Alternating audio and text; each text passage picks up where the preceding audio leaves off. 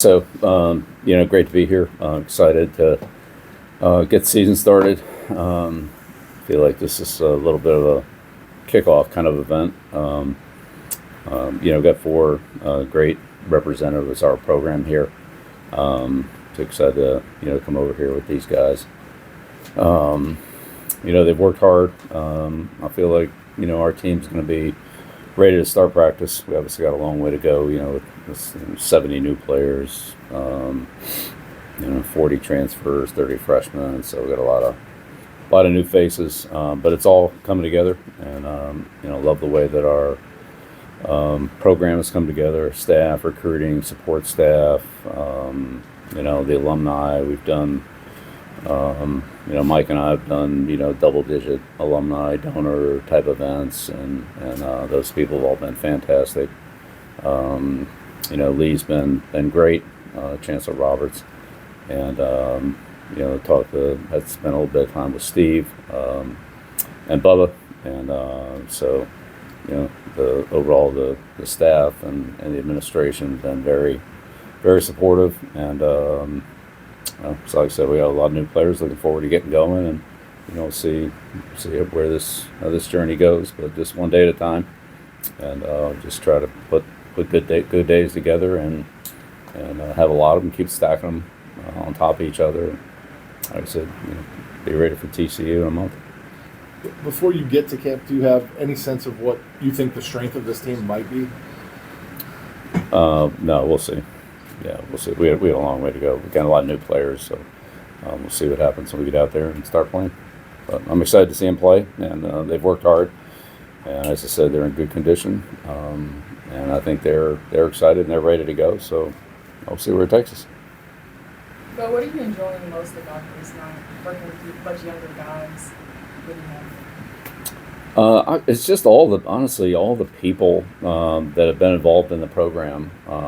As I said, the donor events have been, several hundred there, alumni and friends, and people in administration. It's really fun to be part of a school. I grew up in Annapolis at the Naval Academy, and there's only one team. There's Navy.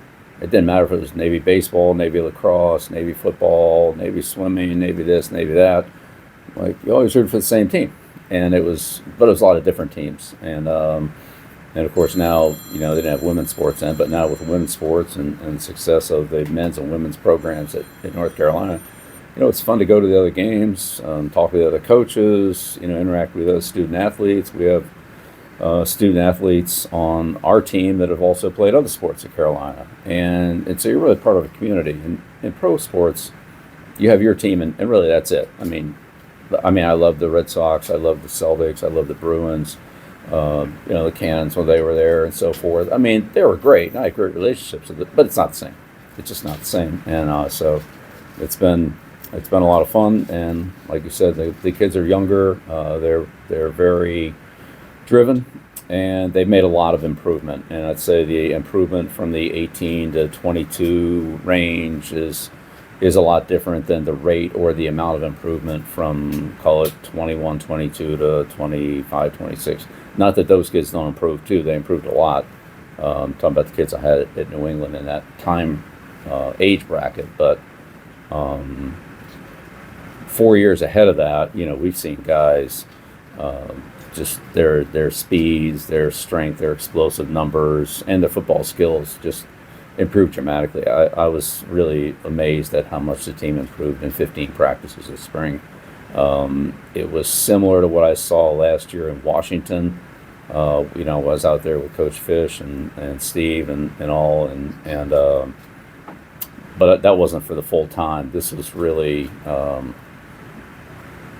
it was very exciting to see the type of improvement. Last year at Washington, just to cover that, I went out there in the spring for a week, then I came back in training camp, and that's where I noticed the week of improvement when I was there. But then when I saw them in training camp, I was like, my God, these guys are, they've gotten so much better. It's just remarkable. And so now, after a full spring and all-season workout, I'm excited to see where these guys are in the fall and see how much they've improved. But the growth, both physically and, again, from a football technical standpoint, has been amazing. I'd say now we just have to bring it together as a team. We got to put 11 guys out there that know what they're doing and can communicate and count on each other and execute, against good competition. Bill, in the NFL, you cross paths with Bill O'Brien. Obviously, you know him well. Yeah. Frank Reich. I mean, I'm curious what it's been like to see what these former NFL head coaches in the college ranks with you, like at ACC spring meetings and hearing what you think. I mean, the ACC has 3 of these. No other league has 3 former NFL head coaches. I'm curious what it's been like seeing them and what you think that does for the league to have 3 NFL head coaches on the sideline. Yeah, I mean, you'd have to talk to people in the league about that. I would just say, I have good relationships with those people and also many others who have been, pro to college, if you will. Coach Rule, at Nebraska, Coach Harbaugh, obviously, from San Francisco to Michigan, and people, obviously, Nick. And you go right down the line. There's a lot of them. So you can go back to Coach Spurrier or Coach Walsh, when they did it back when I was younger. So, I think each situation is different, but it's certainly interesting to see and talk to those guys. Coach Ferentz, who wasn't a head NFL coach, but he spent a lot of time and, was on my staff. So was Coach Weidenhofer and Coach Dowhauer. Those guys all became, Pat Hill, obviously, all became, college head coaches that were on my staff in Cleveland, as well as Charlie, when Charlie Weiss went to Notre Dame and, and so forth. So, it's each situation a little bit different, but, it's a great game. And, I love being a part of it. And, and those people all talked about the great experiences that they had. And, Coach O'Brien went to Penn State. It's different, but it's still football. It's fun. Bill, do people, when you're meeting someone for the first time, like around campus or in an event like this or the spring meetings, people already know who you are. How do you introduce yourself when you're talking to somebody for the first time? Like, what do you want them to know about you? I guess it depends on who it is. If it's a recruit, it's one thing. If it's, a player that is already on your team, say a transfer or a freshman that's coming in that's committed, that's a little bit different. It's an alumni, it's a little bit different. But, just try to be myself and usually talk about what they want to talk about, Things the alumni are interested in, or maybe a little bit different than what seniors in high school are interested in. Yeah. And honestly, what some of the seniors in high school are interested in is a little bit different than what some of the moms and dads are interested in. So How do you those situations, are all unique, and But look, in the end, what we're here for is to develop players. Both on and off the field. We want to be good football players. We want them to get a great education, which academically Carolina takes care of that.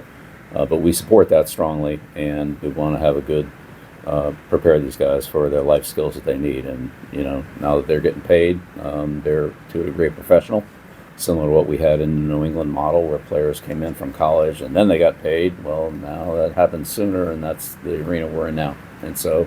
With that comes a lot of responsibility. Comes, there are just other things in life that once you start getting paid, taxes and insurance and so forth, all the other things that we all deal with, they happen at, let's call it 18 instead of 21 or 22. And so we want to make sure the players are aware, educated, and understand things that come with those, because those aren't necessarily classroom skills. Phil, what's your vision for the future? You got a couple sons on the staff. Speculation of would you go to the NFL someday, or do you see yourself here for a long time?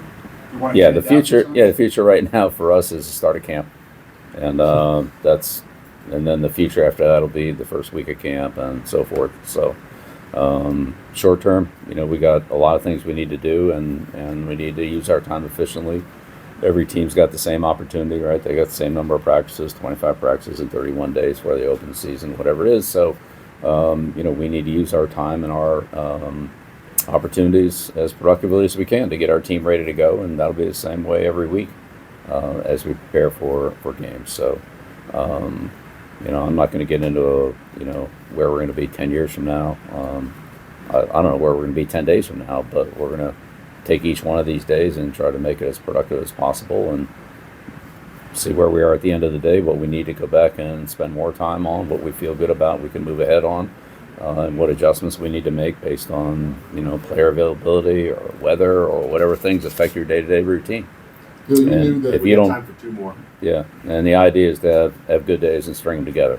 And I think if you spend too much time worrying about what you're going to do 2 months from now, you miss the opportunity for today, and we definitely don't want to miss that. Bill, Do you academics acknowledge is the something fact that- you haven't mentioned much about, and the question of pros. How did you get familiar with the academics in Carolina? And who's handling that? Yeah, well, How does so it work for you now? yeah, well, certainly we have people on our staff that connect academics to athletics, to football. That comes in a number of forms. We have players coming in who we advise on the academics they need to take in their senior year in college or in high school that will help them make the transition. We have transfers who are transferring credits, and then we have the daily classes and things like that. I'm updated on that every single day. I get a report on each player, if they've missed class, they haven't turned in an assignment, and so forth. We find out what the story is on that. And the big thing is we don't want our players to fall behind. Once you fall 2 or 3 weeks behind and academically, it's hard to make up. And as long as you keep up, then fall a little bit behind, then you get some extra help or do the things you need to do to stay up to speed. So, but again, we have people on our staff, but Mike and I personally get involved in that on a daily basis. We have daily reports, and we meet weekly with our academic people to, in person, talk about what's coming up, exams or applications for, grad schools and things like that for some of our more senior players, summer school and summer classes when we get to the end of the spring. So it's very cyclical, but there's always things to talk about. And when you have as many players as we do, the supervision of that, guys have an injury or they get sick, and then there are other accommodations that need to be made on their academic schedule. So, we're very on top of that. But again, we're very fortunate to have, people like, Alec Kerr, who, Alec works with our academic people to help us understand and coordinate what needs to be done. Bill, you also talked about during the press conference how different this would be. I'm curious to how it's been so far versus your expectations when you took the job, and how just ready you are to get to the games. Honestly, I thought it would be great at Carolina. There's so much opportunity down here, the students, the school, the campus, the alumni, the administration. As I said, Chancellor Roberts has been great. Bubba, now Steve, and then the Rams Club and all the people that we work with there, from Jim Coleman to Vaughn Moore, other alumni that have been very involved in what we're doing.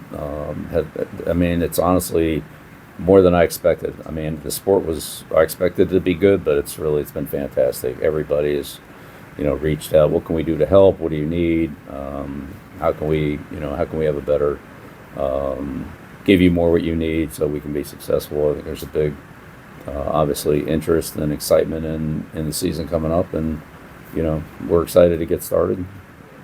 Do you know You Steve deliver. Mark and you were involved in that transition? Yeah, I've talked to Steve, I've talked to Bubba, I've talked to all that. Look, there are a lot of people that are involved in the operation and in the organization.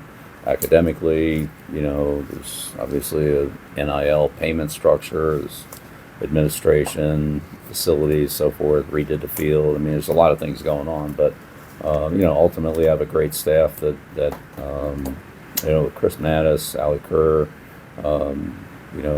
Brandon has really helped a lot. Him being here has helped tremendously in organizing that side of it. So,